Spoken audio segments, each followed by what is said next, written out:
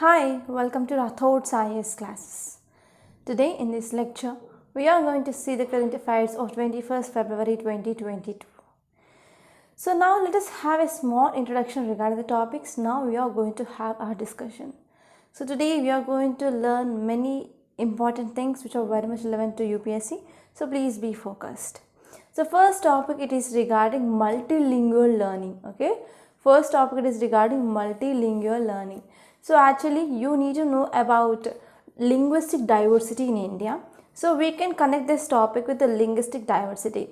Actually, if I am not wrong, in 2016 or 2017, so there was one mains question in your society point of view regarding write a small note on diversity, different types of diversity that is present. So there you can write about cultural diversity, linguistic diversity. Okay, so we can connect this multilingual learning with our education, and even we can connect with our Indian society as well. So in this way you can connect one topic with the other subjects as well. And next topic is regarding budget spells green shoots for agri subsectors. So actually this article which is mainly talking about this year budget allocation for this agriculture. So if you have not watched our budget video, so you can watch the part 1 of agriculture, part 1 of this budget video. There I discussed about agriculture. So if you watch that video, you will be getting much more insights regarding this topic. So this topic is important from our economy point of view, which mainly comes in GS paper 3. And next topic is regarding no slacking. So actually this topic which is mainly talking about antimicrobial resistance. Okay. So one important challenge that we are facing in this medical field is microbial resistance. Okay, you need to know what is that microbial resistance and what are the causes and why it is a threat. So this topic is very important from your science and technology, which mainly comes in a GS paper 3. And next topic, it is regarding ceasefire in East Ukraine. And this is the one development of the topic that we are following up from last 10 days. Like, it is regarding Russia-Ukraine conflict. And this topic is important from your international relations. And next topic is regarding leprosy detection fell during pandemic. It is according to one report. So here you need to focus on what is leprosy. So this is very important from your static syllabus, and you can expect prelims based statements from this leprosy. And page number 7 in this op-ed page, I found one infographic or data point that mainly talking about this polio. So after 5 years, polio which mainly recorded in Africa. Okay, so this time you can expect question from this polio in your mains and even in your prelims. And this topic is important from your science and technology, which mainly comes in a GS paper 3. And these are the topics. Now we are going to have our discussion. So let's get started with our discussion with a quote. So this quote, it is regarding artificial intelligence. So artificial intelligence, it is about replacing human decision making with more sophisticated technologies. Okay, artificial intelligence, it is nothing but we are going for replacing of human decision making with more sophisticated technologies. Okay, so this is a statement which is given by Desai. So you can use this statement whenever you are writing answer regarding this artificial intelligence and even in essay. So now let us try to see the first topic. It is regarding multilingual learning. So whenever you want to decide whether I have to read this editorial or not, you have to see author also. So author of this article is M. Venkaiah Naidu, who is vice president, right? So this whenever parliamentarians and some ex-officials of some constitutional bodies, whenever they are writing any articles, whenever those articles coming in the news means, that will be very important because they will be providing some authenticated information or authenticated data.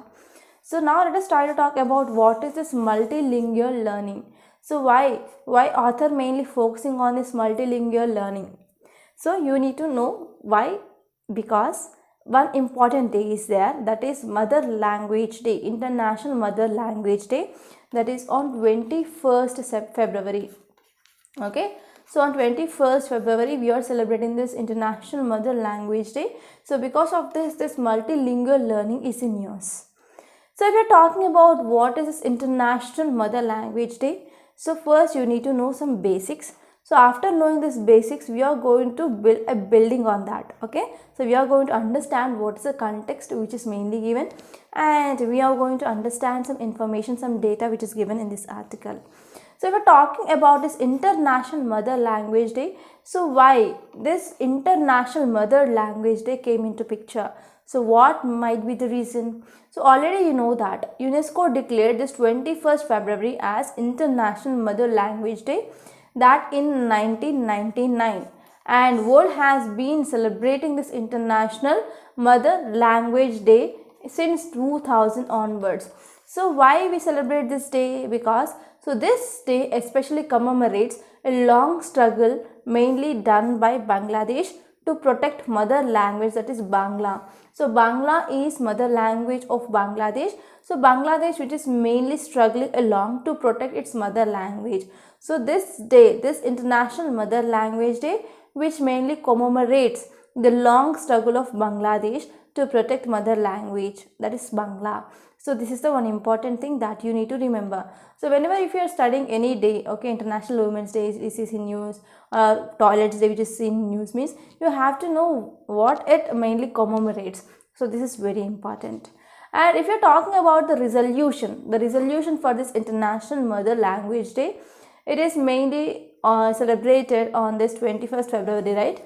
So on this 21st February, and the resolution for this International Mother Language Day, it was suggested by Rafkil Islam. Okay, he mainly belongs to Bangladesh, but he is mainly living in Canada.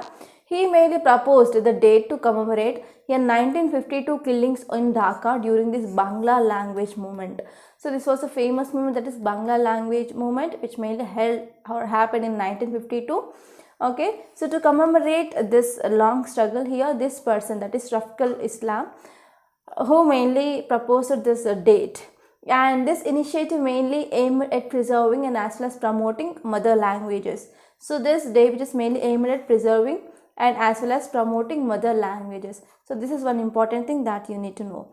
An important aim, it is to protect diverse culture, and as well as it is to mainly protect some intellectual heritage of different regions in the world. So these are some basics that you have to know regarding this International Mother Language Day. And I hope you got at least 3 to 4 points here. So if you're talking about introduction, author mainly says that, so if you're talking about what is the importance of this mother language or mother tongue, so mother tongue mainly lies at the heart of an individual, or even it is like a community culture identity. For example, whenever there are people who are mainly belonging to same culture, they are living in certain geographical area, means so they will be having their own dialect, that is called as mother tongue. Okay, so one's mother tongue, which lies at the heart of an individual, and even it is also one of the important community identity as well. So for centuries, what happened in India, actually you know that India, we have a linguistic diversity. So we can see wide range of languages that are mainly spoken in India. So India has been home to hundreds of languages and even thousands of dialects. So because of this, it mainly made India linguistic and cultural diversity, and even India, it is one of the most unique country in the world. Okay, why India is one of the most unique country? Because of hundreds of languages which are mainly spoken in India, and we are having thousands of dialects. So even if you see Telugu, okay, if you see Telugu will be having certain dialects and certain slang when we are moving from one place to another place. If you see in mostly Telangana, AP, Telugu, it is mainly spoken as a mother tongue. But if you are moving from Telangana to AP, in AP also, if you are going to Nellore and if you are seeing Guntur, so there will be this different slang that is mainly seen. So because of this, even though if you are having hundreds of languages that are mainly spoken, so there are thousands of dialects. Okay, so because of this, it made India a unique country in the world. So if you're talking about in India, we are having linguistic diversity. So this linguistic diversity is one of the cornerstones of our ancient civilization. Okay, so it is one of the cornerstone of our ancient civilization. So if you are talking about languages, okay, if you're talking about why we need to give importance to this mother tongue. So if you're talking about languages, so language which mainly acts as a bridge, okay, it will ensure cultural and as well as civilizational continuity. Okay, so without no proper mother tongue which mainly followed by the next generation, we cannot ensure proper culture preservation and even civilization continuity that is mainly seen.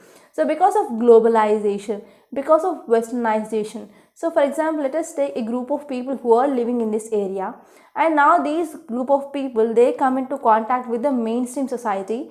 So whichever the language that is mainly spoken by this mainstream society, that will be having impact on this so and so community who used to live isolatedly, right? So because of this westernization, because of impact of Western countries, and even because of globalization, now we are seeing there is a very much threat for Indian language diversity or Indian linguistic diversity. Okay, so because of this large scale of globalization and westernization, which mainly impacted the growth, okay, which mainly impacted the growth, and even it also impacted the survival of many of our dialects. Okay, it is also having some threat on culture and as well as linguistic diversity of our country. So in this context, yes, when we are celebrating this International Mother Language Day, it is having a special significance, especially if you're talking about Indian context. Okay, so this is the introduction, and now let us try to see some facts regarding this Mother Tongue Day, International Mother Language Day.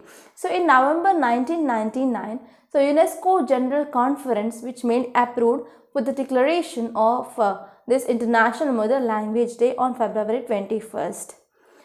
So what happened? Why we need to celebrate this day? So if you're talking about mother tongue and as well as different languages or different dialects which are mainly spoken in India, so they are having a threat of declining in nature. Okay, there is also declining stage of many languages. And if you're talking about since 2000 onwards, there were many languages that are endangered now. So if you're talking about the data which is given according to United Nations Agency, which mainly says that at least 43% of the estimated 6,000 languages they were spoken, they were now endangered. Okay, so it is one of the alarming figure as well.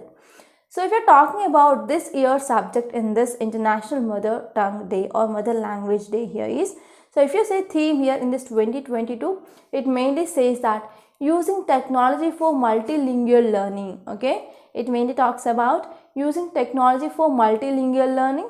So what are the challenges and as well as opportunities? Okay, this theme, it is very much relevant from our India. And the underlying concept, it is to discuss the role of technology to further the cause of multilingual education. Okay, so the underlying concept, it is to discuss the role of technology to further the cause of multilingual education. And the central idea of this day, it is to leverage technology and will to support and enrich the teaching learning experience on multilingual level. So if you're talking about this language is like a bridge of communication. So if I want to communicate with you, so I am using this English as a language or English as a medium. Okay, many students, they might not be understanding this English, and many students are very much comfortable with the Hindi also. So what happened? So whenever I want to express my intention, I need to use any language. So if I'm not using any language, means even my mother will not understand what is my intention, what the need I have, right? So here the central idea, whenever we are using this technology, especially means we need to support them, and even when we are using this technology means that will also enrich this teaching learning experience. So here whenever we want to impart any skills in the students, so if we are imparting any skills which is not understandable by the student, is waste of your time, right? So here in this way we can go for multilingual level. So whenever we are going for multilingual teaching or multilingual education or multilingual learning experience, that mainly helps to achieve qualitative, equitable and as well as inclusive educational experience. And if you're talking about this multilingual education, which mainly predicated on the increasing use of one's mother tongue, it is a key component of inclusion in the education. So in education especially, we need to go for multilingual education, and we can use mother tongue of that area. So it will be the very win-win situation. And if you're talking about Indian classrooms, a multilingual approach would also create a new pathways of learning. So whenever we are going for teaching in mother tongue, then that will be helpful for easily understandable by children, and they can also think in a new innovative way, and that will be also helpful to resolve the challenges regarding this regional and as well as at the global scale as well. So even in our national education policy of 2020, So it is one of the document which mainly encourages mother tongue, okay, mother tongue as a medium of instruction till at least 5th class, and it says that we can go for teaching till class 8 in the mother tongue. Okay, so whenever we are going for use of mother tongue in teaching, so that will mainly create a positive impact on learning outcomes, and even it will be helpful for overall development of the children as well. And whenever we are going for teaching in mother tongue, that will be mainly helpful to create and even to improve scientific and as well as technological terminology in the Indian languages as well. Okay, so this is the thing. And if you are talking about one recent survey which mainly done by All India Council for Technical Education, that is AICTE, in 2020, and this survey mainly included like 83,000 students, and in this survey they mainly want to know the experience of the students whenever they want to go for studying engineering in their mother tongue. And in this survey they found that about 44% of the students, they mainly voted in favor of education, especially regarding this engineering classes in their mother tongue, right? So because of this collaboration between this AICTE and as well as IIT Madras, they mainly came with the translation of the some e-government or e-learning platforms like Swayam in 8 regional languages. For example, Tamil, Hindi, Telugu, Kannada, Bengali, Marathi and as well as Malayalam. Okay, so this is the one important thing which is mainly said in this article. And if you're talking about many other countries like Japan, China and as well as Korea, they will go for teaching or education in their own mother tongue. Okay, so this is the one important thing, and because of this our policy planners, educators and parents, they need to come up with the opinion that education should be done in mother tongue and even in some local languages if it is possible, such that we can go for improvement. Overall outcome will be increased, okay, in the education sector. So next one is, according to the language census, there are many findings that like 19,500 languages or dialects, of which about 121 languages are mainly spoken by 10,000 people or more than 10,000 in our country. Okay, so because of this we need to go for revival of our 196 Indian languages which mainly fall under this endangered category. So this is a gist of this topic, and I hope it is very much clear. And now let us try to see next topic. It is regarding budgetary allocations in agriculture sector, and this topic already I discussed in detail in our budget, okay, budget lecture. So if you have not watched that lecture, I will assure you that if you watch that lecture completely, part 1 and part 2, it will be like not more than 2 hours. Then you will be getting conceptual clarity regarding budget allocation in almost all the sectors, and I gave you analysis point also. So it will be very, very useful for your prelims and even mains. So if you have not watched, the link of that budget session will be given in description box. You can click on that link and you can watch that video as well. And now let us try to see this topic in a very great detail.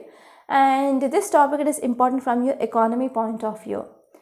So if you are talking about central theme, author mainly says that though there were no major announcements on agriculture and rural developments, whatever the allocations that are done to this sector, they are seems to be right. So now let us try to see what is a budget. Okay, so already you know that our Indian Constitution, which mainly talks about annual financial statement in Article 112 of Indian Constitution. So the word budget is nowhere written in our Constitution. So if we're talking about budgetary allocations for agriculture and food processing sector, so this infographic I came up, and if you see this infographic, then you can get a common picture regarding so in which sector how much it is allocated under this year budget. So first one is the record food grain production and enhanced procurement. They came up with food grain production and as well as enhanced procurement, and about 2.37 lakh crore direct payment for MSP, that is minimum support price, and it will be helpful for income security for farmers. And next one is they are mainly promoting chemical free natural farming. So we already discussed about what will be the challenges regarding this chemical free natural farming in our budget session. And next one is promoting post-harvest value addition. It is mainly talking about logistics. And next one is delivery of digital and high-tech services for the farmers, and that is mainly on PPP mode, that is public-private partnership mode. And this budget also talked about Kisan drones And regarding this Kisan drones, we discussed in our yesterday's article that PM unveiled like 100 Kisan drones. Okay, yesterday we discussed about this topic. And next one is launching fund with blended capital to finance agriculture startup. It also talked about agriculture startups. And even this year budget, which mainly talks about Ken Betwa link as well. So now let us try to see one by one in detail. So let us try to see the highlights. First one is rupees 2.37 lakh crore of direct payment to 1.63 crore farmers for the procurement of wheat and paddy. So wheat and paddy will be procured by this FCI, okay, Food Corporation of India, directly from the farmers, because they need to supply this food grains at a subsidized price to the people under this PDS, public distribution system. So because of this, MSP is very important. And next one is this year budget, which also focused on chemical free natural farming. So they are mainly coming up with a pilot program that across this river Ganga, so the lands which are 5 kilometers wide corridors, they are going for this chemical free natural farming. And next one is 2023, which mainly announced as International Year of Millets. That means we need to go for diversification of crops and we can go for growing of this millets. So this millets will be very much helpful, especially to maintain nutritional security. Okay, we are mainly facing this problem called as a hidden hunger. Okay, let me write here, that is hidden hunger. So in this hidden hunger, there is a micronutrient deficiency that we can see. So to address this micronutrient deficiency, we need to focus on this millets, right? And we need to increase the intake of this millets. And next one is our budget also came up with a comprehensive scheme to increase domestic production of oil seeds as well. So because of this, many state governments are focusing and they are promoting this palm oil production. And next one is, so here government also focused on digital and high-tech services to farmers, and they came up with this public-private partnership model. Okay, and next one is even NABARD, which is also focusing to facilitate funds for the startups and as well as agriculture and as well as rural enterprises. And there is also allocation for this Kisan drones. And next one, it is about Ken Betwa project. So these are some important highlights regarding budgetary allocations for this agriculture sector. So if you are talking about where there is increasing of agriculture's budgetary allocation, so you need to know in which areas there is increasing of allocation and in which areas there is decreasing of allocation. And we need to know like what are the some transformative steps which are taken by the government, and those are announced in this year budget. So if you are talking about in which area there is increasing of budgetary allocation, so first one, it is regarding livestock health and disease control. So allocation for this livestock health and disease control. So here in this area there is increasing of budget allocation like 126%. And you may ask me a question like, so whether you have to remember these numbers or not. There is no need of remembering the numbers and remembering those numbers, and if you are writing the wrong numbers means it will be like a totally loss for you. So please don't take that risk, and just you have to remember in which areas there is increasing of budget allocation and how much percentage. So if you are not remembering this percentage also, it will be good. Okay, so you can write in these areas there is increasing of budget allocations, that's it. Okay, allocation especially in this livestock health and as well as disease control, which mainly increased by 126%. And next one is even in this national livestock mission also there is increasing of budget allocation, it is like 42%. And even in this Pradhan Mantri Matsya Sampada Yojana, okay, it is mainly talking about fisheries, there is also increasing of budget allocation by 57%. And next one is, so there is also increased allocation for this PLI, production linked incentive schemes, okay, regarding this food processing sector. And regarding this Rashtriya Krishi Vikas Yojana, okay, it is mainly focusing on holistic development of agriculture and allied sector. There is also increasing of budget allocation by 400%. And next one is for agriculture infrastructure fund, there is increasing of allocation by 150%. And we are also having a central sector scheme, that is formation and promotion of 10,000 farmer producer organization, that is FPS also. There is 100% increasing of budgetary allocation. And if you see in which areas there is decreasing of budgetary allocation, so first one is PM Asha. So in this PM Asha, that is Pradhan Mantri Annadata Aay Sanrakshan Abhiyan. So in this PM Asha, which is a flagship program of government, it is mainly focusing to provide enhanced minimum support price. So this will be like 50% above the cost of production to the farmers. So in this there is a decreasing of allocation. And next one is even the fertilizer subsidy also we saw there is decreasing of allocation.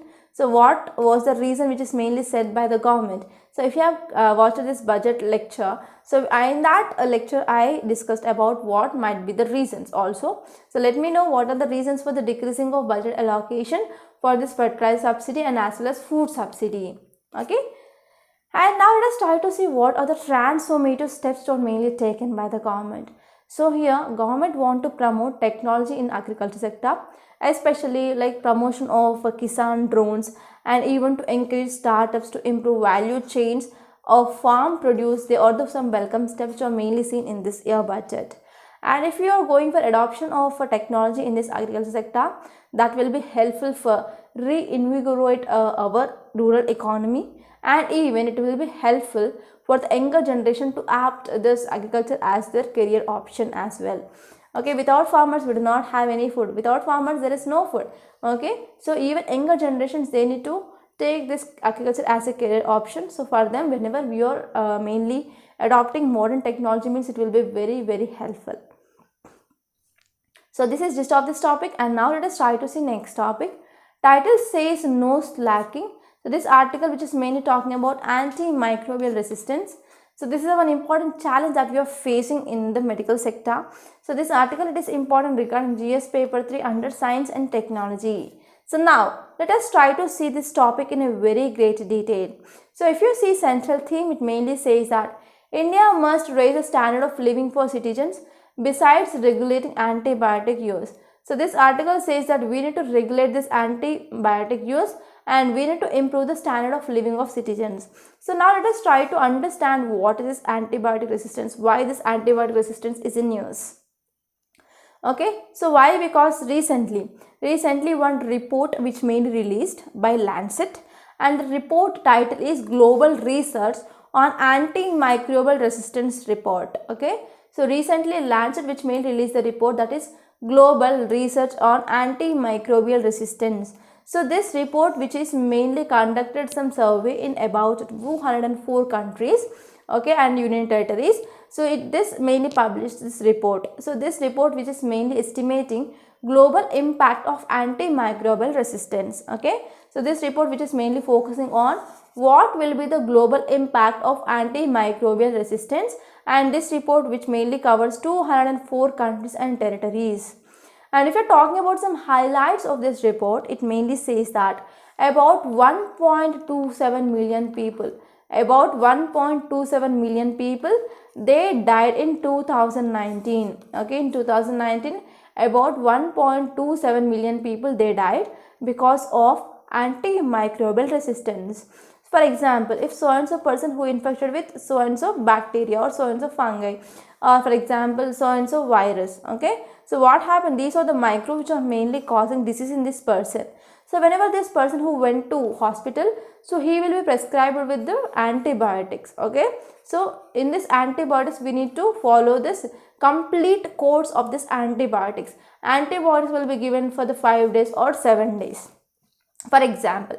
Okay, so the course of this antibiotic is, for example, 5 days or 7 days. For example, if you are suffering from the disease like TB and as well as leprosy, so the course will be like 6 months to 1 year, or more than 1 year also sometimes in severe cases.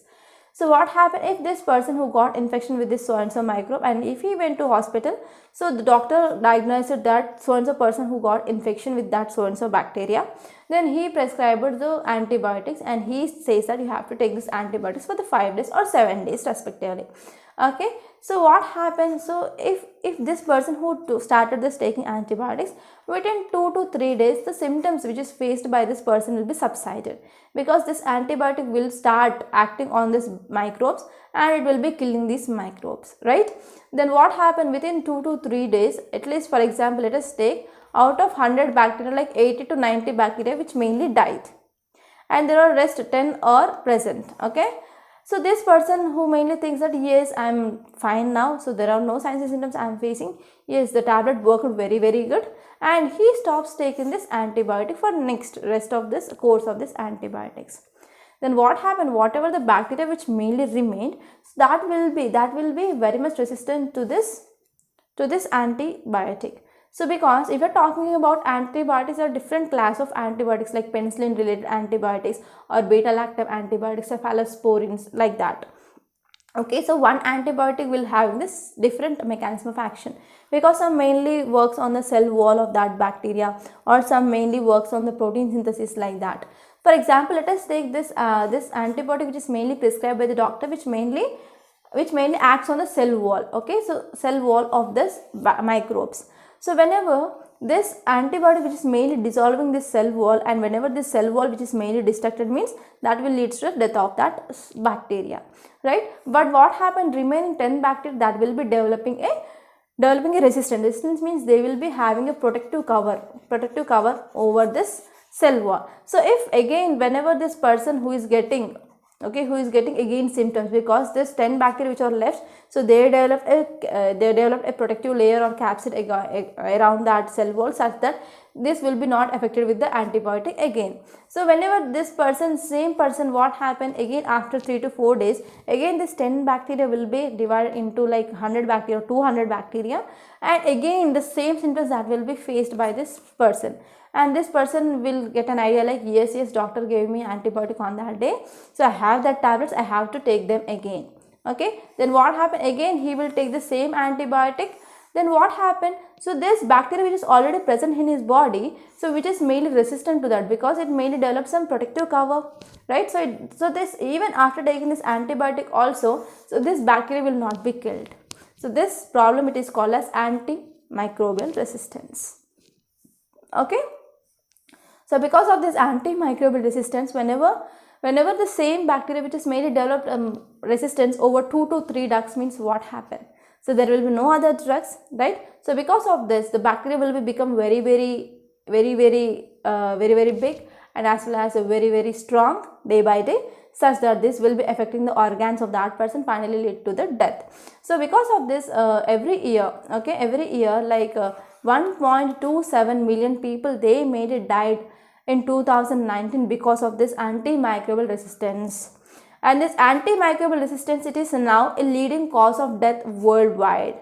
Okay, and even because of this antimicrobial resistance, there are higher number of deaths which we can see, and even those deaths are greater than this HIV or AIDS or malaria.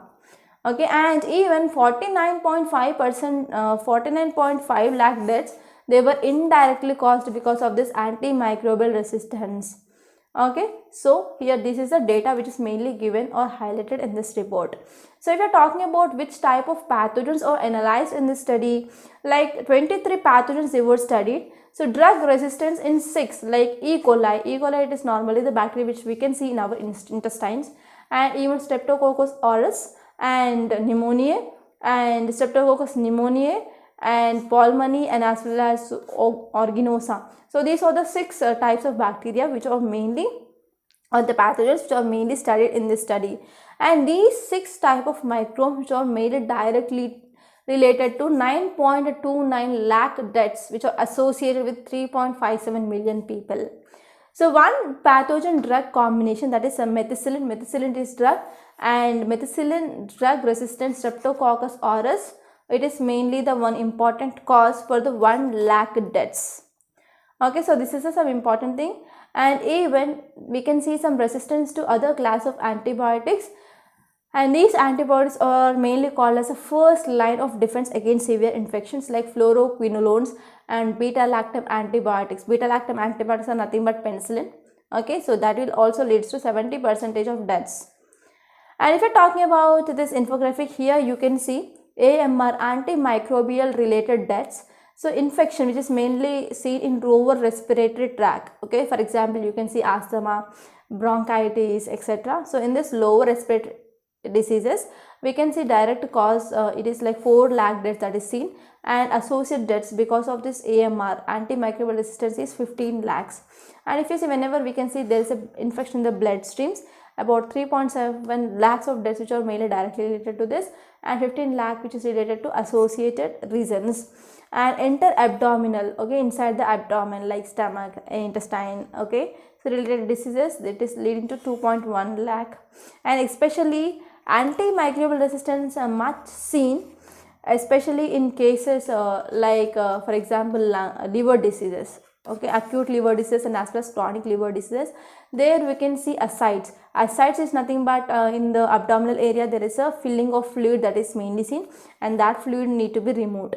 So in that fluid, so we can see a lot of infections are seen. So in this liver disease cases, mainly doctors will be prescribing antibiotics, especially to control this infection in this ascites, right? So in that case, whenever there is antimicrobial resistance, means that will be leading to the deaths as well. And even in sub-Saharan Africa also 2.55 lakh cases, lakh deaths which are mainly seen because of this antimicrobial resistance. And in South Asia it is like 3.89 lakh deaths which are mainly seen. So this is the data, and you need not remember this data. First you have to see how many deaths are seen in sub-Saharan Africa and as well as South Asia. So now let us try to understand what is this antimicrobial resistance.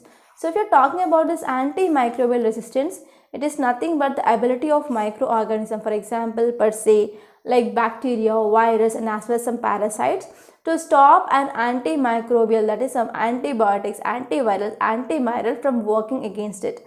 Okay, so for example if you are suffering from malaria, you will be taking anti-malarial drugs. Okay, so in this anti-malarial drugs they will be acting on that malarial parasite, but this parasite will be having some changes such that this drug will be not acting on that parasite. So this condition is called as antimicrobial resistance. So because of this antimicrobial resistance, already whatever the standard treatment plans will be there, so those plans, those treatment plans or those treatment or those drugs will be becoming ineffective. They are not going to kill that parasites. So because of this, infection will be persist, and that will lead to spreading to others as well, and there is also spread to other organs in that same person, and that will lead to multiple organ damage, finally multiple organ failure, that will lead to death. So if we are talking about what are the causes for this antimicrobial resistance, so actually this infographic I took from this World Health Organization, that is WHO. So whatever the information which is given by this WHO, it is authenticated information. So you can write this information without any doubt in your mains answer. So first important reason here is, over prescribing of antibiotics. Okay, because of over prescribing of antibiotics, that will lead to antibiotic resistance. So whenever there is over prescribing of antibiotics, means patient after taking that antibiotics for some days and he will be leaving that. So because of this, that will lead to antibiotic resistance. And next one is patient not finishing their treatment. So if at all doctor who is giving this antibiotic course for 5 days, means they are not taking this 5 days course, just they will be taking like 2 to 3 days course. Okay, so because of this, that will also leads to antibiotic resistance and antimicrobial resistance. And next one is overuse of antibiotics in livestock and as well as fish farming. So especially in this livestock like cattle and even in the poultry. In poultry they will be using like colistin. Okay, colistin, it is a good and as well as powerful antibiotic. So now here this poultry people, they started using this colistin especially to decrease the infections in this poultry. So whenever that chicken, when we are consuming it, means so there will be this antibiotic will be transferred from one animal to another animal in the food chain. So already you know about what is this bioaccumulation also, right? So in the same way here, whenever this antibiotic, when we are eating chicken, whenever there's a chicken who will be given by this colistin, means that will be also transferring to the food chain, and finally that will also leads to antibiotic resistance or antimicrobial resistance. And next one is poor infection control in hospitals and the clinics. Okay, in hospitals and the clinics they will be using some insecticides, and as well as not insecticides exactly, they will be using some chemicals which mainly used to sterilize the instruments. So in that area also we can see whenever there is a poor control or poor infection, and even patients will be having some butterfly cannula will be inserted, right? So if that butterfly cannula it is not at all taken care, also means that will also leads to infection, and finally that will also leads to antimicrobial resistance. And whenever there is no proper hygiene or poor sanitation, that will be also leads to this antibiotic resistance. And next one is lack of new antibiotics being developed. Okay, so mainly for the development of one antibiotic it will be taken like some years, right? So and it will also need lot of investments. So because of this, here whenever they want to go for developing of this new drugs, means it will be like some crores of investment that need to be made by these pharmaceutical industries. So but they are not much interested, so because of this we are not having the new antibiotics. Okay, so these are some important things that you need to remember regarding the causes. So now let us try to see why this antimicrobial resistance it is a threat. So first one here is, so antibiotics are the important drugs because whenever you are getting any infection, for example if you are getting any malaria or any other disease which is mainly caused by pathogens, means first of all we need to kill that pathogen. Okay, for example if you are getting malaria, means you will be getting a fever, right? So instead of taking that tablet that will decrease the body temperature, you have to take the tablet that is a one important reason for that fever, that is here malarial parasite. Okay, so here whenever the antibiotics are not properly working, means that will be leading to increasing of number of deaths in the world. Okay, so especially we are facing many communicable diseases, correct? So these are normally infectious diseases. So because of this, antibiotics plays an important role. And next one is, even though antimicrobial resistance it is a natural process, the misuse of antibiotics in the humans and even animals, they are accelerating in the process. So we are saying there is a misuse of this antibiotics that is seen in humans and even in the animals as well. And next one is, we can see there will be a large number of infections such as tuberculosis, pneumonia and gonorrhea. Gonorrhea is STD, sexual transmitted disease. They are mainly becoming very difficult to treat because of no proper antibiotics which are mainly working against them. And next one is, global use of antibiotics in animals, it is expected to increase by 67% by 2030 from 2010 levels. So because of this, there is a high risk of increasing of antibiotic resistance. And next one is irresponsible use of antibiotics, that will be also having some negative impact on the health of humans, health of animals and even fisheries, agriculture, etc. Okay, and even whenever we are going for some complex surgeries like organ transplantation, so that is the thing which mainly recently done. I think you might remember or you might recall or not. So recently the pig heart mainly transplanted to one person in USA, right? So whenever we are going for organ transplantation or any cardiac bypass surgery, so here that will be more susceptible to infection. So mainly to prevent that infection, these antibiotics are very important. Okay, so this is about this topic. And now let us try to see next topic. It is a very simple topic which is important from our international relations, which mainly comes in the GS paper 2. So title says Putin Macron agree to work for ceasefire in eastern Ukraine part. Okay, so if you say this Ukraine, so this is our eastern Ukraine and this is our western Ukraine. So western Ukraine, they want to merge with Europe and they want to move towards Europe, and this eastern Ukraine people in this area, so we can see most of these Russian separatist groups are mainly present and they want to move towards Russia. So now this article which is mainly talking about ceasefire in East Ukraine. So now let us try to see this topic in a very great detail. So if you see context, it mainly says that French President Emmanuel Macron and Russian leader, you all know that is Putin, so they agreed to work for a ceasefire. So both Russia and France, they agreed to work for a ceasefire in eastern Ukraine. And if you're talking about some details, it mainly says that in a phone conversation which is mainly lasting for 105 minutes, it is more than 1 hour, they also agreed mainly the need to favor a diplomatic solution. They want to come up with a diplomatic solution and they want to come up with a peace in this region. So in this context, Mr. Putin and as well as Mr. Macron, they said that they would work intensively to allow this trilateral contact group, okay, that is Ukraine, Russia and as well as OSCE. So this is the thing which mainly said that is nothing much important thing. So you have to follow this issue. So I took that issue for the discussion. And I found one data point, it is regarding polio. So title says that polio returns to Africa. So if you see this information, you can see like after more than 5 years, an outbreak of wild polio virus had been reported in Africa. So after more than 5 years, again one case of wild polio virus which mainly detected in Africa. So a case was detected in the capital of Malawi, Okay, and the data which mainly shows that polio cases have been drastically reduced in the past decade, and now only India, Nigeria, Pakistan, Afghanistan, and now Malawi, they have reported the cases after 2010. So this point, it is very important. Now polio which can be seen in India, Nigeria, Pakistan and Afghanistan, and now in Malawi.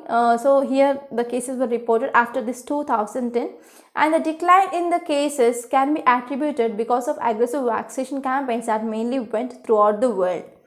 And more than about 85% of 1.5-year-old, they were vaccinated against this virus worldwide. Okay, it is the data as per 2019.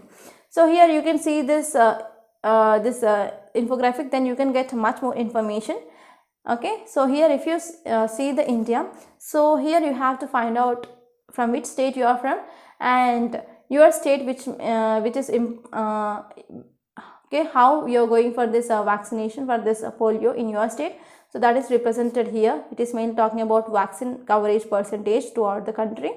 So you have to remember this data. This will be important from your interview point. Okay, so now let us try to see some facts regarding this polio.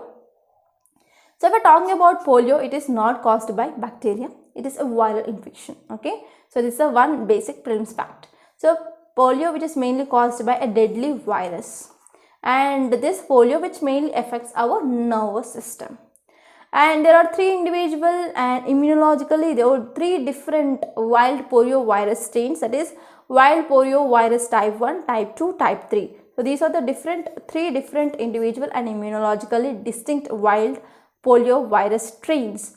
And actually symptomatically, if you are talking about symptoms of these three virus strains, so symptoms are very much identical, but one important issue here is if they are causing any damage to nervous system, means that is irreversible, we can't repair that.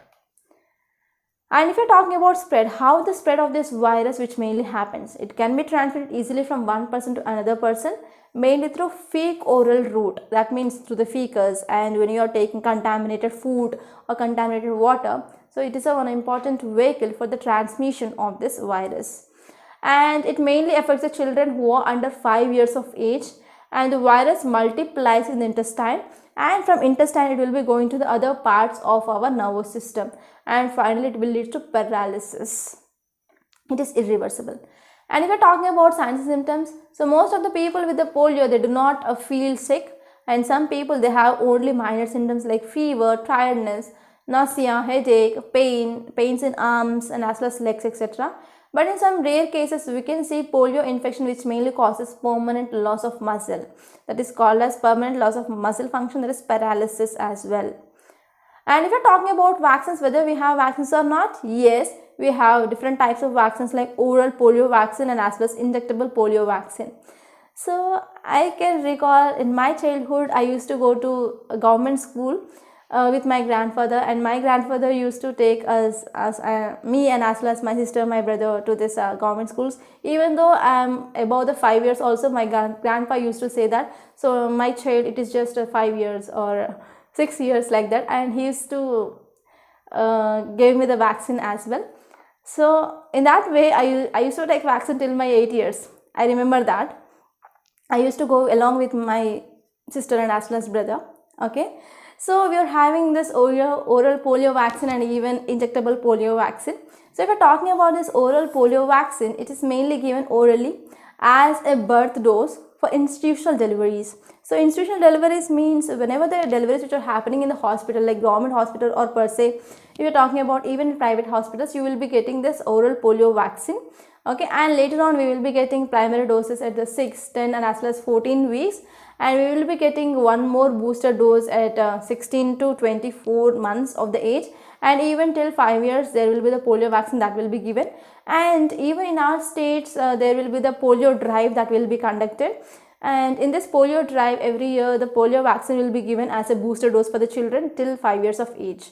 And even we will be having injectable polio vaccine, and this vaccine, it was introduced as an additional dose along with the third dose of this diphtheria, pertussis and as well as tetanus, that is DPT, under this universal immunization program. And now if you are talking about India and polio, so India received this polio free certification by WHO in 2014 after 3 years of zero cases. But we can see some active cases that will be continuing, right? And this achievement has been spurred by this for the successful Pulse Polio campaign. Okay, and it is also called as polio drops normally.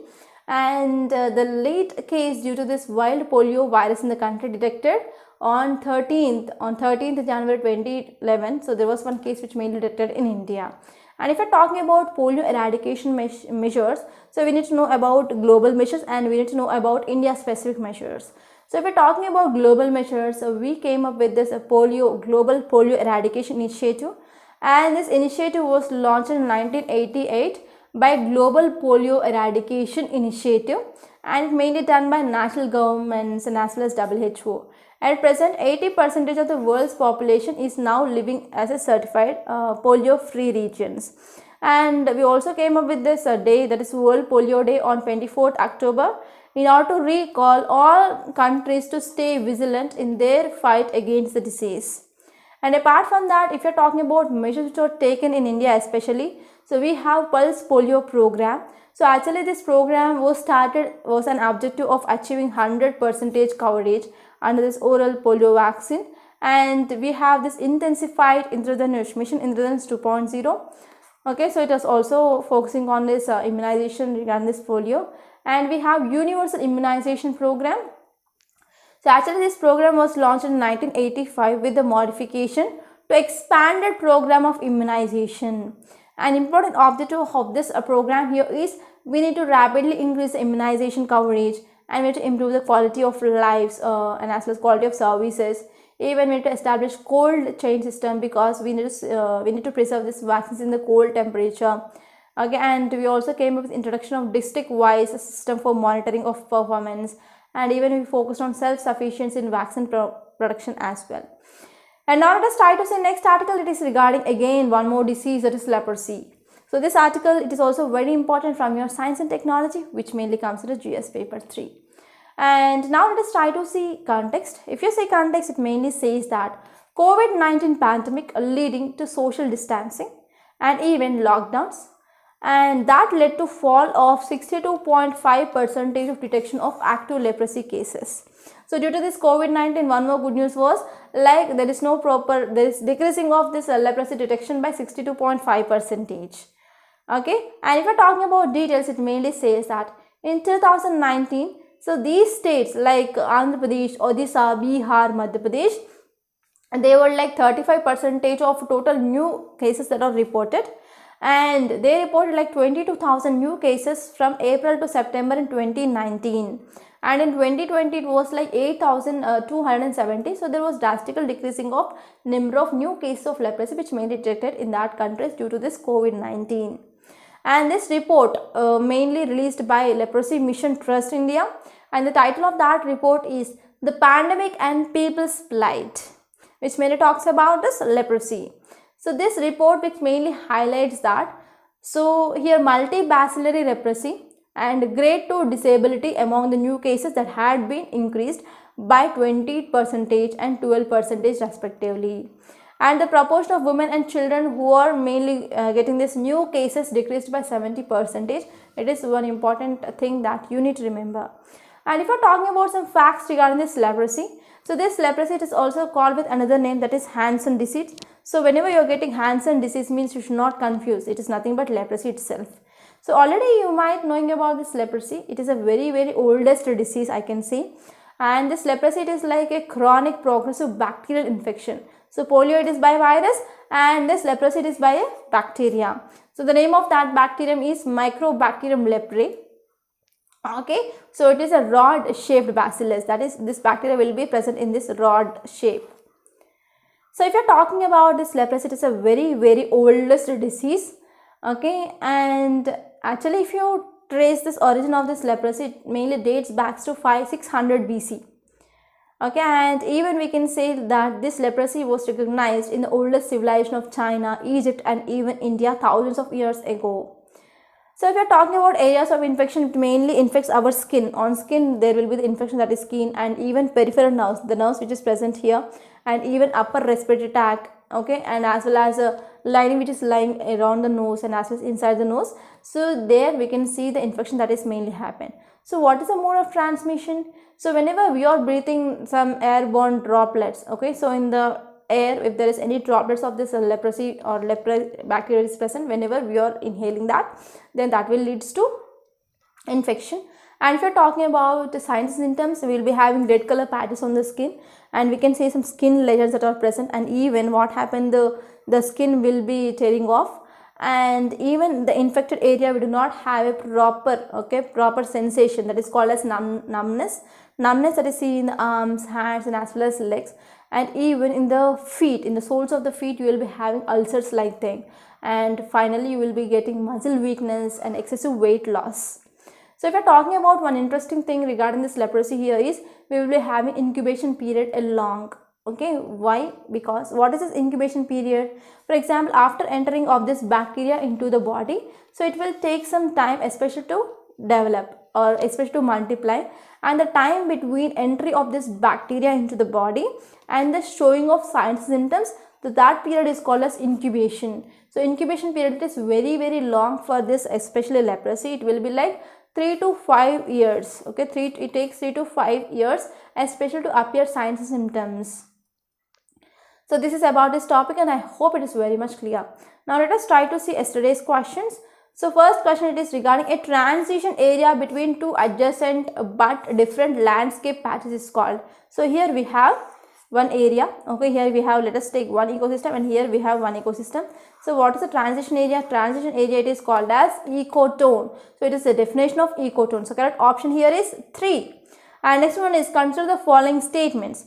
So first one is, percentage of open forest in India, it is more than moderately dense forest. So to understand this question, you need to remember or to come up with this India State of Forest Report 2013, which mainly gives the area. So actually this moderately dense forest area will be high compared to that of open forest. So you can eliminate these two statements, which is two options which is having one as correct. And this one is, area under this plantation is more than very dense. It is also incorrect statement. So if you are removing this, the correct option will be 4, none.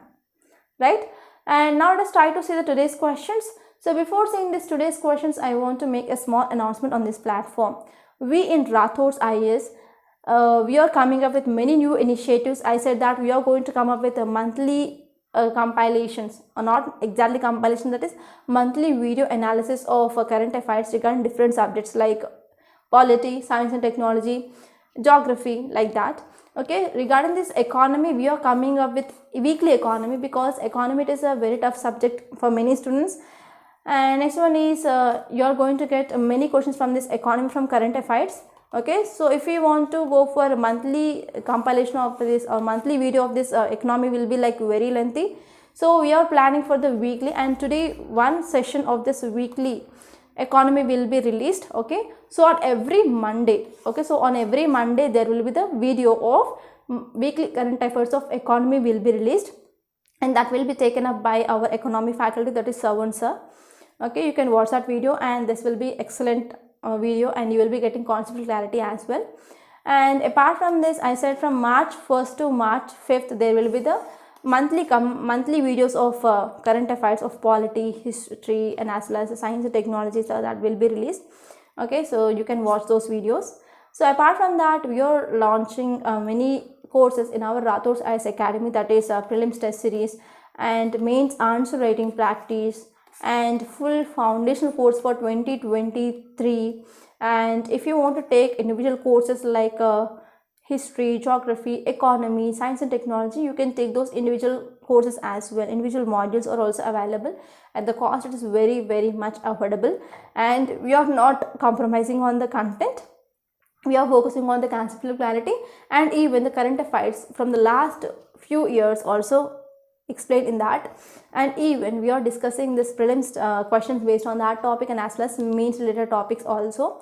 So in this way you will be getting a clear-cut idea, even if you are a beginner, if you are having a zero knowledge regarding the topic also. After watching this lecture, you will be saying that yes, I have some confidence in regarding this topic.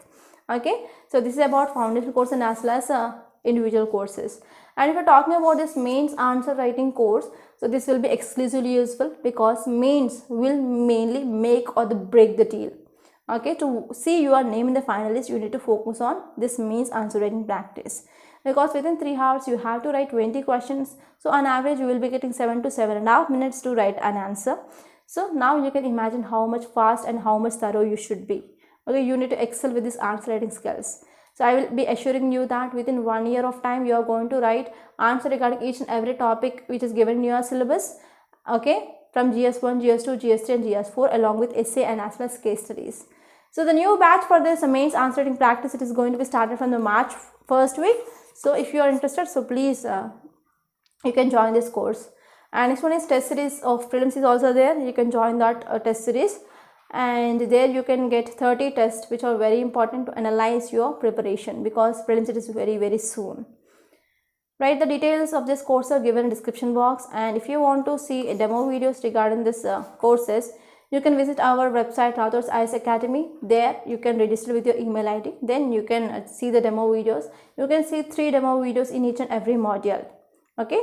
So now let us try to see today's question. So today's question, the first one, it is about soil erosion. So please try to read the statements and give me the correct answer. And next question is regarding forest regeneration. So you have to know about what is a stronger system as well as a silviculture system. Then you can easily answer this question. So try to give me your answers in the comment box. Don't forget about this. There is no negative marking here. So by this I'm concluding. I hope you enjoyed this lecture. Please subscribe to Rathor's IAS Academy and don't forget to like, share and comment my videos. Thank you so much.